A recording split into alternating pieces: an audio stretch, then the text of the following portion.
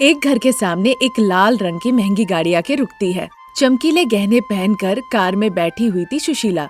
उसके बगल में सूट बूट पहनकर बैठे हुए थे उसके पति भूषण। दरवाजे की तरफ सुशीला देखकर कहती है, विवेक, 2 थप्पड़ मारना है तो मारो। हम 1 करोड़ रुपए खर्च करके अनामिका को लेकर आए हैं, ऐसे ही उसे नहीं छोड़ सकते हैं। हाँ बेटा, 1 करोड़ रुपए में उसकी सास शारदा ने उसे हमारे हाथ भेज दिया था, उसे खींच कर लेकर आओ, इस तरह कहते हैं। फिर उसके घर से विवेक अनामिका का हाथ कस के पकड़ के खींच के उसे बाहर लेकर आता है। अनामिका रो रही होती है। शारदा उसे पीछे से धकेल रही होती है। नहीं नहीं माँ जी, मुझे मत बेचिए। अरे पागल लड़की, 1 करोड़ रुपए लेकर मैंने तुम्हें बेचा है। अगर अभी तुम कहोगी कि मैं नहीं जाऊंगी तो 1 करोड़ के साथ 1 करोड़ रुपए का पेनाल्टी देना पड़ेगा मुझे। उनके साथ जाओ, वो तुम्हें महारानी की तरह रखेंगे।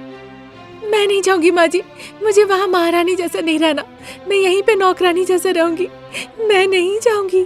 अनामिका इस तरह विनती कर रही होती है। विवेक उसे खींचे जा रहा था और शारदा भी पीछे से धक्का दिए जा रही थी।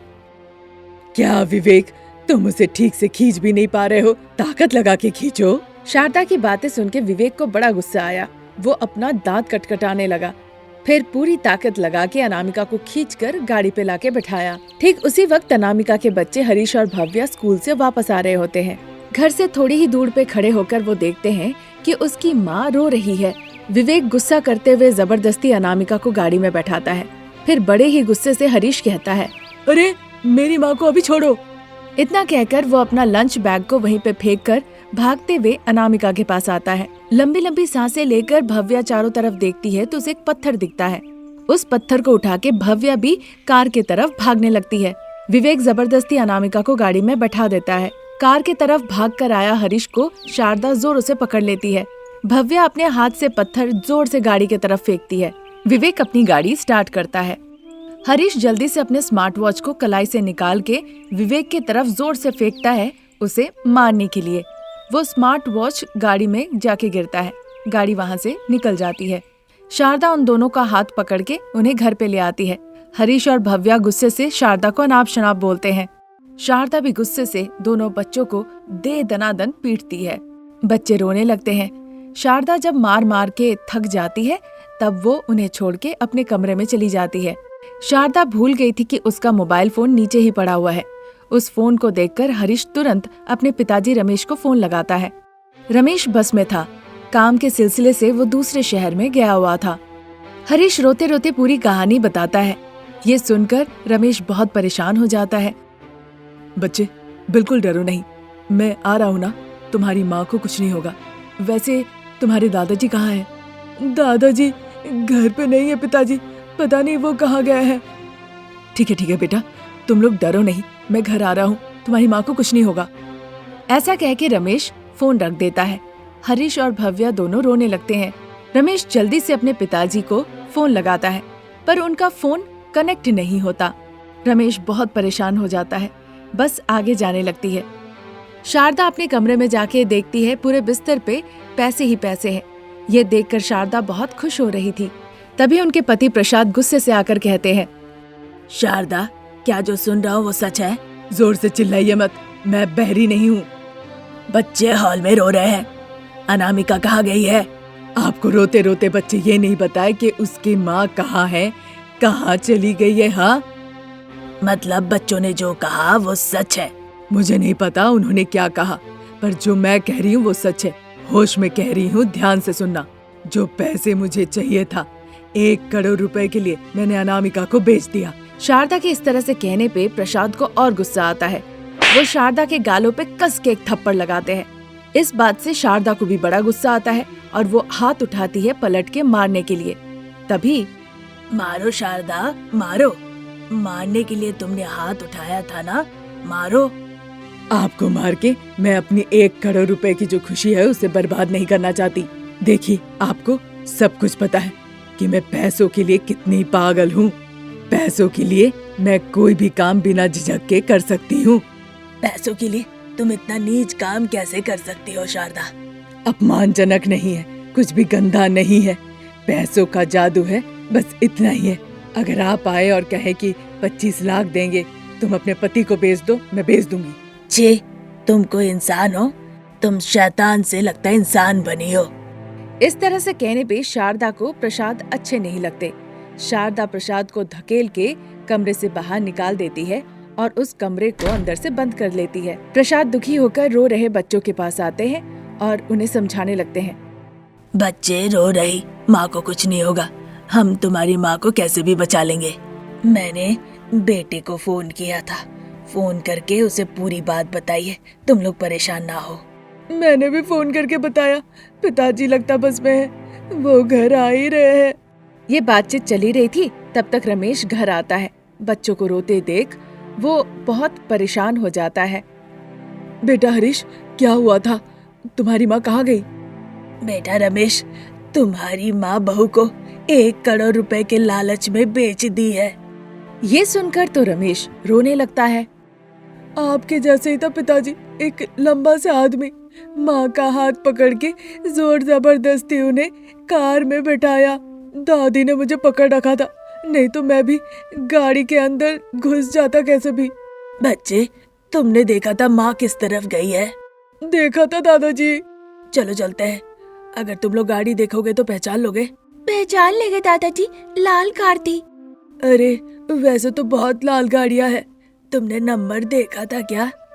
नहीं दादाजी। पिताजी, अब हम लोग अनामिका को कैसे बचाएंगे? पिताजी, माँ को कौन ले गया, कहाँ ले गया, ये दादी को पता है, हम उनसे जाके पूछ सकते हैं। हम चाहे कितना भी पूछ ले, मारपीट कर ले, तुम्हारी दादी नहीं बताएगी। पैसों के लिए पागल है वो, जानबूझ के उसने बहू को बेच दिया। अब तुम लोग को लगता है वो हमें सच बताएगी? वो तो सच है पिताजी, पर अब हम अनामिका को कैसे बचाएं?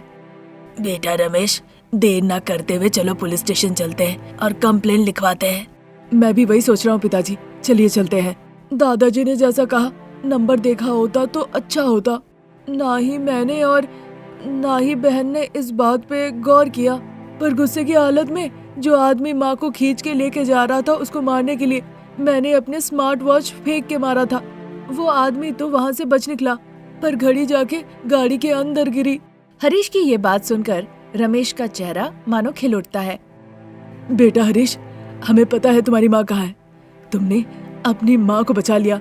उसकी ये बातें सुन के भाव्या, प्रसाद और हरीश बड़े आश्चर्य होकर देखते हैं। पिताजी, मैं समझ रहा हूँ आप लोग सब कंफ्यूज्ड है, पर मेरी बात अब ध्यान से सुनिए। बताओ बेटा, हम अब किस तरह से बहू को बचा सकते हैं? पिताजी, अभी हर कोई डरा हुआ है कि गैंग गिरोह बच्चों का अपहरण कर रहा है। हाँ बेटा, ऐसे कई बच्चों को उन्होंने अपहरण किया है। बेचारे बच्चे, पता नहीं उनके साथ वो क्या करेंगे। अगर हमारे साथ ऐसा कुछ हो जाए, ये सोचकर हमने भी बच्चों को जीपीएस वाली हाथों में घड़ी पहनाई थी। अब उसी जीपीएस घड़ी के द्वारा पता कर सकते हैं अनामिका कहाँ है। कहकर वो सेलफोन निकाल के देखने लगता है। फिर फोन पे देखने पे उसे लोकेशन का पता चल जाता है। प्रसाद, बच्चे, पुलिस को लेकर वो सीधा वहाँ पहुँच जाते हैं। वो एक शादी का मंडप था। वहाँ पे विवेक और अनामिका बैठे हुए थे। अनामिका रो रही थी। शादी के सेट पे अनामिका को देखकर बच्चे माँ माँ कहकर उसके पास भागते हुए जाते हैं। बच्चों को देखकर अनामिका बहुत खुश होती है। विवेक, सुशीला और भूषण तीनों कार में बैठकर वहाँ से भाग निकलते हैं। मुझे आशा नहीं थी कि मैं आपको फिर से देख पाऊंगी। इसमें मेरा कोई बड़प्पन नहीं है, बच्चों का है। इसके लिए बच्चों को शुक्रिया अदा करो। इस तरह कहकर सभी लोग अनामिका को लेके अपने घर लौट आते हैं। घर पे आके देखते हैं कि शारदा घर पे नहीं है। ढूंढने पर भी शारदा कहीं नहीं मिलती है। अभी कहाँ जा सकती है? पैसों के लिए ऐसा कर सकती है, मैंने सोचा भी नहीं था। कहीं भी जाए उसे घर लौट के आना ही होगा। चाहे कितनी भी देर हो, मैं नहीं सोऊंगा। शारदा आने के बाद उसकी पिटाई करूंगा, उसके बाद सोऊंगा। वो कह ही रहे थे, तब तक रमेश का फोन बज उठता है। हेलो माँ, तुम कहाँ हो? जब तुम अपने बेटा और बेटी को लेकर ढूंढने के लिए निकले, तभी मैं समझ गई थी कि तुम अनामिका को घर जरूर वापस लेकर ही आओगे। यह भी लगा था कि घर लौटने के बाद तुम लोग मेरे साथ खेल खेलोगे। मेरा संदेह भी सही था, इसीलिए 1 करोड़ रुपए लेकर मैं बहुत दूर चली गई हूँ। आज के बाद से मैं उपलब्ध नहीं हूँ। तुम लोग हमेशा खुश रहना। तुम्हारी माँ शारदा। इतना कहकर शारदा फोन रख देती है। रमेश फिर से फोन लगाता है पर फोन कनेक्ट नहीं होता। फोन कट होने का आवाज आता है। तब से रमेश कहीं और ना जाके अपने परिवार के साथ वहीं रहकर जिंदगी गुजारने लगा। पर शारदा 1 करोड़ रुपए लेकर कहाँ चली गई, इस बात का किसी को नहीं पता चला। करीबन रात के 9 बज रहे थे। सासू माँ शारदा घूमते हुए कह रही थी। बहू अनामिका बिस्तर पे बैठकर कुछ नोटपैड पे लिख रही थी। माँ जी, कल मंदिर में क्या 500 लोग आने वाले हैं? अब चूंकि नया साल है तो बहुत लोग आएंगे ही। आने से तो हमें ही अच्छा लगेगा माँ जी। जितना हम सोच रहे हैं अगर उतना नहीं आए या फिर उससे ज्यादा आ जाए, बस खाना कम नहीं पड़ना चाहिए। बचने से अनाथ आश्रम में दान कर देंगे, बस लोग आके पेट भर के खाना खा के जाए। फिर हम एक काम कर सकते हैं माँ जी। मंदिर में प्रसाद चढ़ाए बिना हम अनाथ आश्रम जाएंगे और पता करेंगे कि वहाँ पे कितने लोग हैं खाने के लिए, एक मील का कितना खर्च पड़ेगा और हमारे बजट में हम उन्हें पेट भर के खाना खिलाएंगे, यही ना? हाँ माँ जी, ऐसा मत कहिए कि मैंने सोचा है, आपने भी यही सोचा है ना। हम अपने अपने पतियों से एक बार पूछ ले क्या? ठीक है बहू, तुमने सोचा जब है तो अच्छा ही सोचा होगा, पर हम जब अनाथ आश्रम जाएंगे वहाँ लोग हमसे थोड़ा और ज्यादा आशा करने लगेंगे, इसी बात का गम है। अगर ऐसा है तो बिना किसी समस्या के आपने जैसा कहा हम जाके लेमन राइस बांटेंगे, उसी में से थोड़ा मंदिर ले जाएंगे। वहाँ जो मंदिर में आएंगे उन्हें भी हम बांट देंगे। तुम बांटोगी तो सब सही रहेगा बहू। एक बार चलिए ना, आपके बेटे और पिताजी से मिलकर बात कर लेते हैं, चलिए। इस तरह कहते हुए सास बहू घर से बाहर निकल आती है। घर के बाहर दादाजी प्रसाद पोता पोती हरीश और भावना के साथ अंगीठी जलाकर बैठ के बातचीत कर रहे होते हैं और बातचीत के दौरान हंसी मजाक भी कर रहे थे। देखो तुम्हारे ससुर जी को, बच्चों के साथ वो कितने खुश हैं। दिन भर खेत में मजदूरी करके काम करके जितना थक जाते हैं ना, वो इस तरह से हंसी मजाक करके उसे दूर कर रहे हैं माँ जी। हाँ बहू, इस उम्र में आके पोता पोती को देखकर ही सुकून मिलता है। बेटा बहू कहाँ याद रहते हैं। हाँ हाँ माँ जी, वो बात मैं अच्छे से जानती हूँ। एक बार हरीश मेरी बात नहीं सुन रहा था, पढ़ाई नहीं कर रहा था, तो मैंने उसे कहा था कि तुम करो शैतानी, मैं तुम्हें हॉस्टल भेज दूंगी। पिताजी ये सुनकर बहुत नाराज हो गए थे। हाँ हाँ, हरीश कितना डर गया था, उसे तो बुखार आ गया था, कितने अस्पताल के हमने चक्कर काटे थे, याद है बहू तुम्हें? ये कैसे भूल सकते हैं माँ जी। सास बहू के बीच बातचीत चली रही थी, तभी रमेश बाइक से घर लौट आता है। रमेश को देखकर सास बहू बहुत खुश होती है। बहू, बेटा घर आ गया है, नहाने का पानी गर्म कर दो और उसके लिए कुछ गरम गरम पका भी दो। ठीक है माँ जी। इतना कहकर अनामिका वहाँ से चली जाती है। जहाँ अंगीठी जल रही थी, शारदा उनके साथ बैठने के लिए वहाँ चली जाती है। रमेश भी वहाँ पे आता है। बेटा रमेश, मैकेनिक का दिन भर का मेहनत करके तुम थक गए होगे, जाओ अनामिका गर्म पानी करके रखी है, नहा लो जाके, और खाने के लिए कुछ गर्मा गर्म भी वो पका रही है। ठीक है माँ, आप लोग खाना खाए? हाँ बेटा। हाँ बेटा, हम सब खा लिए हैं, तुम और बहू ही बाकी है। जाओ जाके नहा लो और कुछ गर्मा गर्म खा लो, सर्दी बहुत तेज पड़ी है। हाँ पिताजी जाइए, माँ ने मुझे और बहन के लिए ऑमलेट बना के दिया था, हम तो ऑमलेट बहुत मजे से खाए हैं। ठीक है बच्चे, मैं भी जाकर गर्मा गर्म ऑमलेट खाता हूँ और फिर खा के आता हूँ। कहकर रमेश वहाँ से अंदर चला जाता है। शारदा बच्चों को देखकर, अजी चलिए बच्चों को लेकर हम सोने चलते हैं। मैं नहीं अभी सोने वाला हूँ दादी, दादाजी हमें मजेदार कहानी सुना रहे थे और वही सुन के हम सब हंस रहे थे। हाँ दादी, मैं भी अभी नहीं सोने वाली, दादाजी हमें अच्छी अच्छी कहानी सुना रहे थे, वही हम अभी यहाँ पे बैठ के सुनेंगे। कल नया साल का पहला दिन है, सुबह सुबह उठ के हम सभी को पूजा करना है, फिर मंदिर जाके सभी के नाम से प्रार्थना करके वहाँ 500 लोगों को हम अन्नदान कराने वाले हैं। हाँ बच्चे, तुम्हारी दादी सही कह रही है, तुम लोगों से बात करने के चक्कर में दिमाग से निकल गया और पूरी बात मैं भूल ही गया।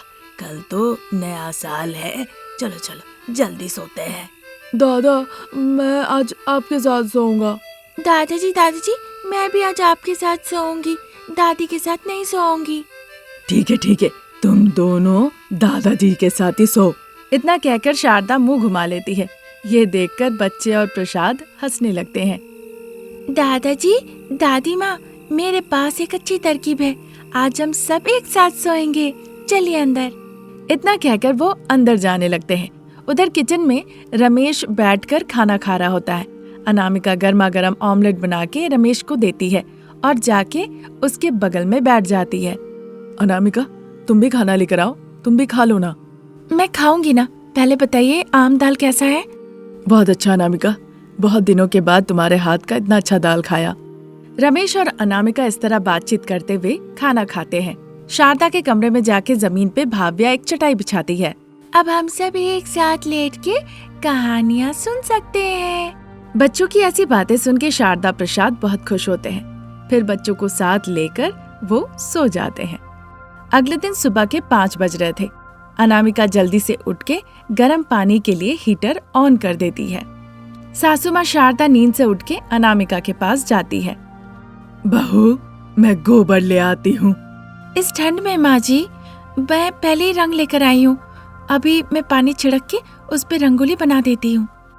त्योहार के दिन में सिर्फ रंग, अच्छे से गोबर से लेपा पुताई करके पूरे बगान को साफ करना है। मैं गोबर ले आती हूँ। इतना कहकर शारदा वहाँ से चली जाती है। सासू माँ के लौट के आने से पहले ही मुझे आंगन साफ करके रखना होगा। इतना कहकर अनामिका बगीचे की तरफ जाती है। एक झाड़ू लेकर पूरे आंगन को साफ करती है। फिर एक बाल्टी पानी लाकर वहाँ पे गिरा देती है। माँ जी जब तक आएंगी तब तक पूरा आंगन सेट हो जाएगा। अनामिका सोच ही रही थी, तभी शारदा टोकरी में गोबर लेके घर लौट आती है। बहू, देखो गोबर ले आई हूँ, इससे अच्छे से पूरे आंगन को लेप दो। उसके बाद रंगोली बनाओ। अच्छा रंगोली का डिजाइन होना चाहिए। ठीक है माँ जी, जैसी आपकी मर्जी। इस तरह कहने पे शारदा खुश हो जाती है और वहाँ से चली जाती है। अनामिका गोबर से पूरे अच्छे से आंगन को लेप देती है। तब तक शारदा हाथ में रंगोली का रंग लेकर बाहर निकल आती है। सास बहू मिलके बहुत बड़ा सा रंगोली का डिजाइन बनाती है। अनामिका उसमें वेलकम हैप्पी न्यू ईयर लिखती है। देखने में बड़ा अच्छा लग रहा है। हाँ माँ जी, आप जाके बच्चों को जगाइए, मैं आपके बेटे को जगाती हूँ। इस तरह सास बहू बात करती है। सास बच्चों के पास जाती है। वहाँ देखती है बच्चे और प्रसाद एकदम आराम से सो रहे हैं। बस कोई भी दिन हो, खाना है और सोना है। हाँ, तो इस बीच में काम के लिए कौन जाता है? ऐसा कहते हुए प्रसाद आंखें खोलते हैं। सुन के शारदा घबरा जाती है। आप जग गए हैं? तुमसे पहले से मैं जगा हुआ हूँ। अब उठ के मैं करता भी क्या, इसलिए बच्चों के साथ लेटा हुआ हूँ। मैं बच्चों को जगाती हूँ, आप जाके नहा लीजिए। इसके बाद भी प्रसाद लेटे हुए थे। शारदा, मैं चाह रहा था कि तुम आज मुझे सर से नहला दो। नया साल है तो क्या आप हमारी बढ़ती उम्र के बारे में भूल गए? ओफो शारदा, इस तरह मुंह पे ना मत बोलो। तो जाके एक स्टूल लेके आंगन में बैठिए, मैं तेल लेके आती हूँ। ये सुनकर प्रसाद खुशी खुशी वहाँ से चले जाते हैं। हरीश, भव्या, उठो। इसी तरह अगर सोते रहोगे तो सारा साल सोते ही रहोगे। उठो उठो। ये सुनकर हरीश अपनी आंखें खोलते हुए खुशी खुशी कहता है, उठ गया हूँ मैं दादी, मैं तो ऐसे ही लेटा हुआ था। तो क्या आप दादाजी को नहलाने ले जा रही है? तुम्हारे दादाजी ऐसे ही है, उनकी आदत कभी नहीं जाएगी। बच्चे जल्दी उठो, तुम्हारी माँ नहीं तो ठंडा पानी लाके डाल देगी। बाद में तुम लोग मुझे कुछ मत कहना। शारदा के इस तरह से कहने पे बच्चे जल्दी जल्दी उठ जाते हैं। इस बात से डर जाते हैं कि कहीं सच में माँ ठंडा पानी लाके उन पे डाल ना दे। ये देखकर शारदा मुस्कुराती है। उधर आंगन में प्रसाद स्टूल पे बैठे हुए होते हैं। शारदा तेल लेकर जाती है। ठंड से कांप रहे प्रसाद शारदा को देखकर खुश हो जाते हैं। फिर शारदा तेल लेके बड़े ही प्यार से प्रसाद को लगा देती है। उधर बाथरूम में अनामिका जाती है क्योंकि दोनों बच्चे लड़ाई कर रहे थे, पहले मैं नहाऊंगा, पहले मैं नहाऊंगी ये कहकर। फिर वो दोनों बच्चों को अच्छे से गर्म पानी से नहला देती है। इस तरह बड़े ही अच्छे से समय गुजर रहा था। देखते देखते घड़ी के कांटे 8 में चले गए। फिर सास बहू अच्छे से नए कपड़े पहनकर लेमन राइस बना के उसे लेकर मंदिर चली जाती हैं। वहाँ पंडित जी सास बहू को देखकर कहने लगते हैं, पहले हम देवी माँ के सामने इसे प्रसाद के तौर पे चढ़ाएंगे, फिर बाद में जो भक्त आएंगे उन्हें प्रसाद के रूप में आप दे सकते हैं। ठीक है पंडित जी। फिर शारदा बनाया हुआ लेमन राइस दे देती है। पंडित जी वो प्रसाद देवी माँ को नैवेद्य के तौर पे अर्पित करते हैं और सास बहू पूरा परिवार देवी माँ के सामने आके प्रार्थना करने लगते हैं। देवी माँ, हमारे ऊपर आशीर्वाद करो कि हम इसी तरह हमेशा खुश रहे। माँ, हमारे ऊपर आशीर्वाद कीजिए कि ऐसे ही हम खुशहाल रहे। इस तरह सास बहू देवी माँ के सामने प्रार्थना करती है। फिर पंडित जी चढ़ाया हुआ प्रसाद लाके उन्हें दे देते हैं। फिर सास बहू मंदिर में आए सारे भक्तों को थोड़ा थोड़ा प्रसाद बांट देती है। वहीं पे बच्चे हरीश और भाव्या खेल रहे थे। प्रसाद और रमेश मंदिर प्रांगण में पेड़ के नीचे बैठ के सुख दुख की बातें कर रहे थे और इस तरह सास बहू भी मंदिर प्रांगण में बैठकर नए साल के पहला दिन अच्छे से गुजारती है। वैसे इस साल न्यू ईयर के दिन में आप लोगों ने क्या स्पेशल किया, कमेंट करके बताइएगा और साथ ही साथ हमारे चैनल को सब्सक्राइब कर लीजिएगा। Thank you for watching.